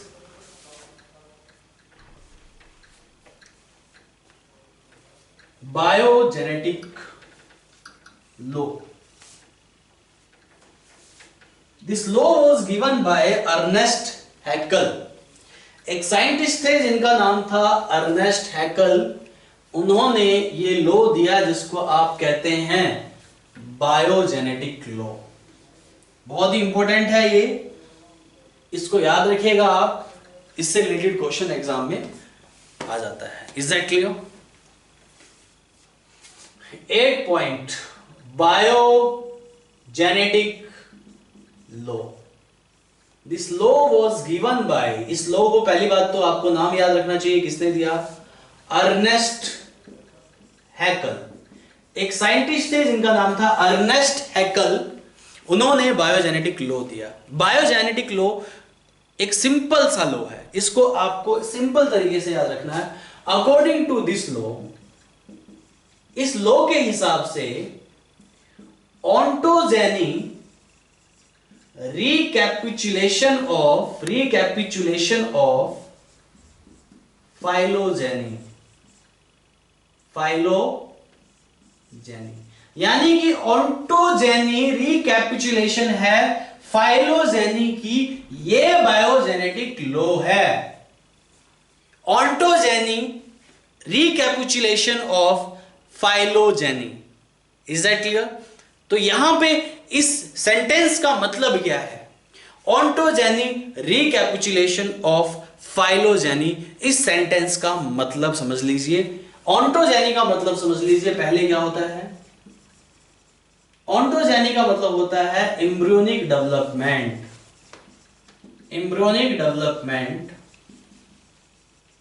और फाइलोजेनी का मतलब होता है एंसेस्ट्रल सीक्वेंस। तो इस सेंटेंस का मतलब क्या हो गया? Embryonic development is the recapitulation of phylogeny, यानी कि एंसेस्ट्रल सीक्वेंस।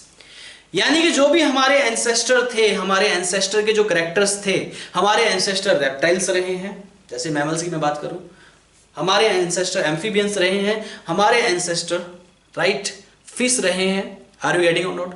तो वो सारे character, fish like character, amphibians like character, जो कि मैंने अभी एम्ब्रियोनिक एविडेंस में बताया, या रेप्टाइल्स लाइक कैरेक्टर, वो सारे कैरेक्टरिस्टिक्स को हम फॉलो करते हैं अपने एम्ब्रियोनिक डेवलपमेंट में।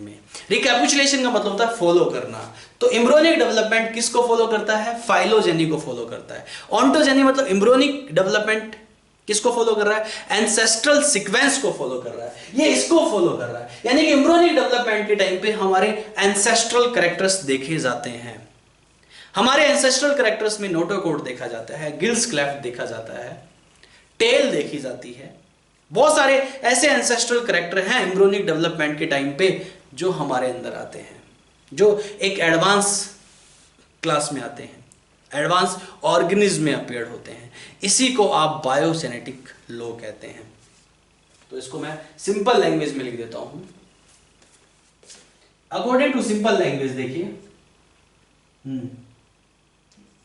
All ancestral characters appear during embryonic development. Embryonic development के दौरान सारे के सारे एंसेस्ट्रल कैरेक्टर्स अपीयर होते हैं। Are you getting? All ancestral characters appear during embryonic development. Embryonic development के टाइम पे एंसेस्ट्रल कैरेक्टर्स का अपीयरेंस होना, फिर अडल्ट बनते बनते वो गायब भी हो जाते हैं। ठीक है, इसे आप बायोजेनेटिक लॉ, यानी कि ontogeny recapitulates phylogeny, ontogeny recapitulates phylogeny. और ऑन्टोजेनी क्या है? एम्ब्रियोनिक डेवलपमेंट है। फाइलोजेनी क्या है? एंसेस्ट्रल सीक्वेंस है। And this law was given by Ernest Haeckel. इसके बाद क्या है? इसके बाद बायोजेनेटिक लॉ के कुछ एग्जांपल्स पूछ लिए जाते हैं, ये आपको याद रखने हैं। ये क्वेश्चंस में आपको एग्जांपल्स जरूर मिल जाएंगे। Now see some examples of biogenetic law. ध्यान दीजिएगा, लिसन केयरफुली। इसके कुछ एग्जांपल्स देखिए प्लीज। जैसे कि एक एग्जांपल मैं आपको बता रहा हूं, प्रोटोनेमा। प्रोटोनेमा एक एम्ब्रियोनिक कैरेक्टर है मॉस का। मॉस किसमें आते हैं? ब्रायोफाइट्स में आते हैं। देखो, embryonic character of moss. Moss में प्रोटोनेमा बनते हैं, आपने पढ़ा होगा ब्रायोफाइट्स में। अब ये प्रोटोनेमा जो होते हैं, these are like green algae, यानी कि मॉस जो कि एक एडवांस स्पीसीज है, उसमें किसके कैरेक्टर आते हैं? उसके एंसेस्टर के कैरेक्टर आते हैं, और उसका एंसेस्टर क्या है? Green algae. तो प्रोटोनेमा एक ग्रीन एल्गी लाइक स्ट्रक्चर है जो कि मॉस में डेवलप होता है। तो ग्रीन एल्गी यानी कि प्रोटोनेमा एक एंसेस्ट्रल कैरेक्टर है जो कि एम्ब्रियोनिक स्टेज में डेवलप होता है। किसकी? मॉस की एम्ब्रियोनिक स्टेज में डेवलप होता है। यानी कि एंसेस्ट्रल कैरेक्टर का अपीयर होना एम्ब्रियोनिक स्टेज में, इसे बायोजेनेटिक लॉ कहते हैं और ये उसका एग्जांपल है। आर यू गेटिंग और नॉट? तो ये एम्ब्रियोनिक कैरेक्टर्स ऑफ मॉस है and this protonema is green algae like structure. तो ये इंडिकेट करता है, इट इंडिकेट्स व्हाट? ये इंडिकेट करता है, it indicates the mosses evolve from green algae. Mosses जो है वो ग्रीन एल्गी से इवॉल्व हुई है, ये बात इस बात को इंडिकेट करता है। तो यहां पे आप बायोजेनेटिक लॉ को अप्लाई कर सकते हैं। अनदर एग्जांपल जो पूछा था, ये एग्जांपल बहुत इंपॉर्टेंट है, पूछ लिया जाता है, एग्जाम में पूछा जाता है। दूसरा example, cycads and Ginkgo. Cycads and Ginkgo या जिंको भी बोलते हैं कुछ लोग। तो साइकैड्स एंड जिंको ये दोनों एग्जांपल है जिम्नोस्पर्म के। किसके एग्जांपल है? Both are the examples of, ये जिम्नोस्पर्म प्लांट है। साइकैड्स एंड जिंको दोनों जिम्नोस्पर्म प्लांट है, लेकिन दोनों के अंदर एक कैरेक्टर देखा जाता है, सिलेटेड स्पर्म। ये क्या शो करते हैं? इनमें सिलेटेड स्पर्म प्रेजेंट होता है और ये जो सिलेटेड स्पर्म है, this ciliated sperm is the character of pteridophytes. Cycads and ginkgo दोनों जिम्नोस्पर्म में आते हैं, लेकिन उनमें एक टेरिडोफाइट का कैरेक्टर प्रेजेंट होता है और वो जो कैरेक्टर है टेरिडोफाइट का कैरेक्टर, सिलिएटेड स्पर्म्स इनमें प्रेजेंट होते हैं, जो कि एक टेरिडोफाइट का कैरेक्टर है, and which appear in gymnosperm, cycads and Ginkgo. इसका मतलब ये हुआ कि जिम्नोस्पर्म कहीं ना कहीं टेरिडोफाइट से इवॉल्व हुए हैं। ये जो सिलेटेड स्पर्म्स का जो कैरेक्टर है, दिस इज एग्जैक्टली सभी टेरिडोफाइट्स में होता है, लेकिन ये एक्सेप्शनली देखा जाता है साइकैड्स एंड जिंको में। एक्सेप्शनली देखा जाता है साइकैड्स एंड जिंको में। That indicate, it indicates what? ये भी बायोजेनेटिक लॉ को फॉलो कर रहा है। It indicates what? It indicates cycads and Ginkgo या जिम्नोस्पर्म, आप सीधा कह दीजिए gymnosperm evolve from pteridophytes. Gymnosperm जो है वो इवॉल्व हुए हैं टेरिडोफाइट्स से। इसका मतलब ये हो गया कि gymnosperm like plants evolve from pteridophytes. कहीं ना कहीं जिम्नोस्पर्म टेरिडोफाइट्स से ही इवॉल्व हुए हैं, इसका मतलब ये यहां पे होता है। तो बायोजेनेटिक लॉ हो गया, एग्जांपल हो गई। अच्छा, एक टर्म और मेरे को आपको बताना है, ध्यान दीजिएगा, इधर लिख देता हूं मैं ना, ये लिख लीजिएगा, palaeogenesis. Palaeogenesis, this is the appearance of embryonic character, right? This is the appearance of ancestral character in embryo that you called palaeogenesis. Any ancestral character which is present in embryo. Embryo में अगर कोई ancestral character देखा जाता है, उसे आप पैलियोजेनेसिस कहते हैं। तो ये टर्म है, ये आपको याद होना चाहिए। This is palaeogenesis means appearance of ancestral character, appearance of ancestral character in embryo, right? तो palaeogenesis means appearance of ancestral character in embryo, right? इसे पैलियोजेनेसिस कहते हैं। इसी के साथ हमारा जो एम्ब्रियोलॉजिकल एविडेंस है वो कंप्लीट होता है। तो आज की क्लास में हमने एम्ब्रियोलॉजिकल एविडेंस पूरा कर दिया है, right? In my next class I will discuss about biogeographical evidences and adaptive radiation. तो अगली क्लास में मैं बायोजियोग्राफिकल एविडेंस और एडेप्टिव रेडिएशन के बारे में डिस्कस करूंगा। उसके बाद फिर artificial selection and natural selection के बारे में डिस्कस करूंगा। Is that clear to all of you? तो तब तक के लिए thank you very much, bye bye, take care.